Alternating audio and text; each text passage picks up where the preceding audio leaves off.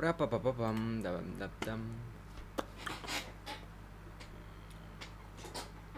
react to it, I guess. Beautiful, beautiful, beautiful, beautiful, beautiful. Man, that is as possible as the fuck. I'm so happy right now. How can this be a thing? I have a microphone. I'm always complaining about anything else. I'm complaining about whatever my brain cannot do and can do. Well, I have the possibility to speak into a mic and to basically tell people my opinion. I can get banned and get cancelled as we speak, as I upload videos. I can say anything I want, basically. But I can't. There's always, there's always things that follow up with what you have to say. But the fact that I could, the circumstances or what are the outcomes, right? The outcomes. I don't want to say consequences, because it's just the outcome. Okay, the outcome can always be different. And I would never say anything against the country I live in, so I don't have anything to fear. I would only tell my opinion about anything else, and that also, like, why should you don't have to insult anybody. It doesn't get you anything. You don't have to insult anybody. You don't have to hurt anybody. You basically just get cancelled because some people don't like it, but that's not dangerous to you. It's just a factual thing, because people own things. Platform you posted on are owned by people and all of this stuff. So I haven't said anything right now. I just want to start and get into the Nick Fuentes talks with the NELK boys conversation.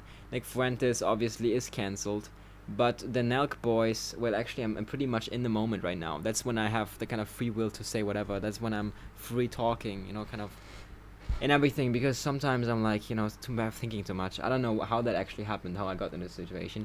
I think it just happened because I just ate a pizza, and when I eat a pizza, I'm kind of myself, that's kind of the Italian way that I kind of have in myself. I think I must move to Italy. I think in Italy I'll actually grow and make some fans, because I actually like the lifestyle and everything, because it actually, people help each other and everything. It's so good.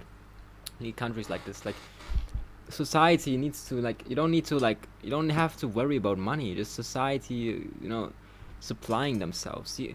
I think in the future, actually, I mean, some elites, there's some speculation about there will only be left 500 million people, and the rest, not only the elites.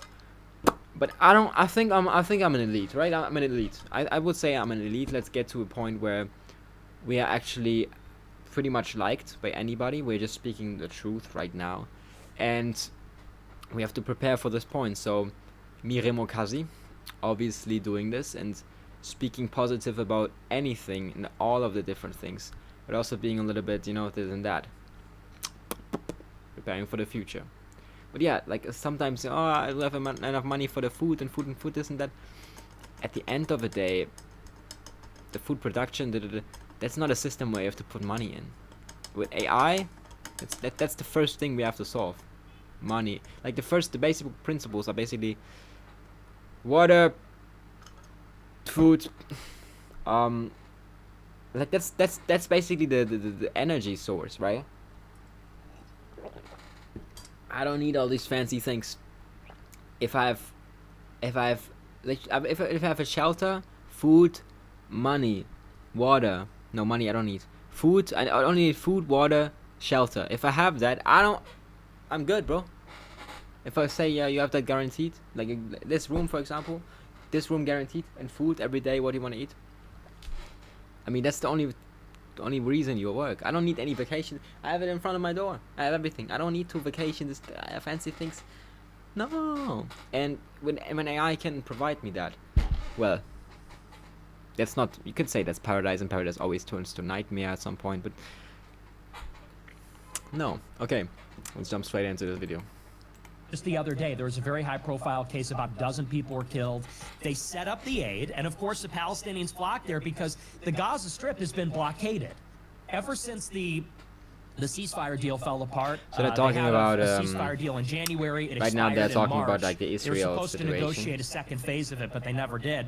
I don't know if they streamed that on YouTube. The first phase of it expired. Israel reimposed its blockade, so that means no food, no water, no electricity, no medicine, no nothing gets in.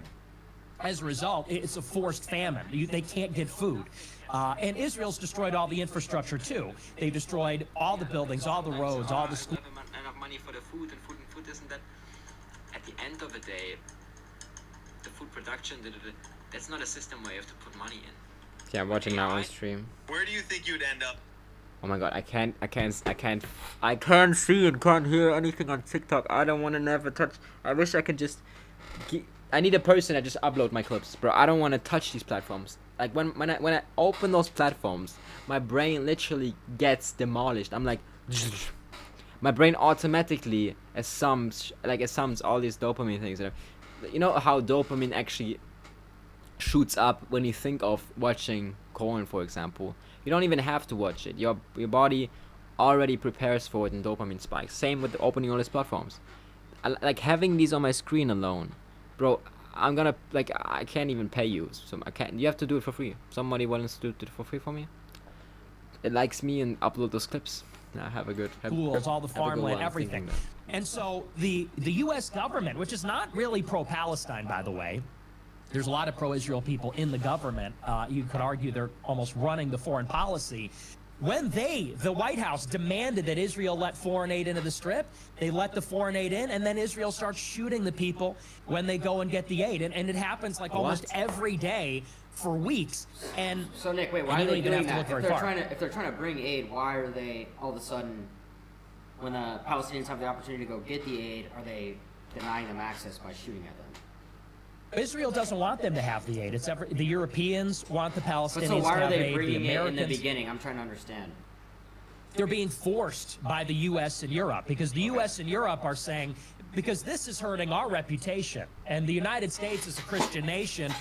Even Donald Trump has a personal appeal saying, I don't want to see these people get slaughtered like this. You got to give us some leeway here. You got to let some aid in, which... Even I was surprised that he did that. Well, does this work? I'm naked right now. Them to have aid because the I don't want to leak my Israelis meat. ultimately want all of them to leave. It's actually crazy There's that I'm 2 million naked Palestinians living in Gaza, 2.1 million. And basically their goal since 2023, which was articulated in official government documents, was they want to get all of the Palestinians out. They want them to move to Libya, Ethiopia, Morocco, these other countries. And they're framing it like, well, we're going to let them leave voluntarily. But what they're doing on the other side is they're starving them, dehydrating them, blowing up their homes, so that basically they have no choice. So they say to the Palestinians, do you want to stay here in hell, where you have no home to return to, it's all rubble, there's no food and water, or you want to go move to Libya? And that's really their goal. So then, okay, so my question, because a lot of Netanyahu's responses, obviously, he referred to Hamas multiple times. Anytime we ask something regarding Gaza starvation, Hamas was the answer. What's Hamas's role then? What's actually going on with Hamas? Aside from the Palestinian people, how do you separate the two? This is the elected government of Gaza as of 2006. Israel used to occupy What is Gaza? What is Palestine? They left. They held elections in Gaza, and the people there elected Hamas. Right. And in fairness, Hamas is not an organization, as a Christian, that I support. There are many leftists, there are many Muslims that support it, and I think, they have their reasons for it. As a Christian, I'm not the biggest fan.